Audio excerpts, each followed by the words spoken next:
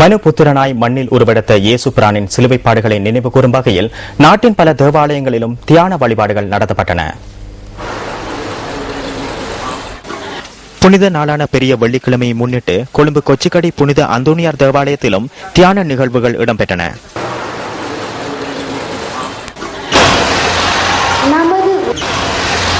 மட்டக்களப்பு மாவட்டத்தின் செங்கலடி புனித நிக்கலஸ் தேவாலயத்தில் திருச்சிலுவை பாதை தியான நிகழ்வு ஒன்று இடம்பெற்றது. அருட்பணி மகிமைதாஸ் ஆண்டனி தலைமையில் இடம்பெற்ற இந்த நிகழ்வில் பெரும் எண்ணிக்கையிலான பக்தர்கள் கலந்து கொண்டு இயேசுவின் திருப்பாடுகளை நினைவு கூர்ந்தனர். இந்த நினைவு கூறலின் போது 14 நிலைகளில் தியானம் நிகழ்த்தப்பட்டது.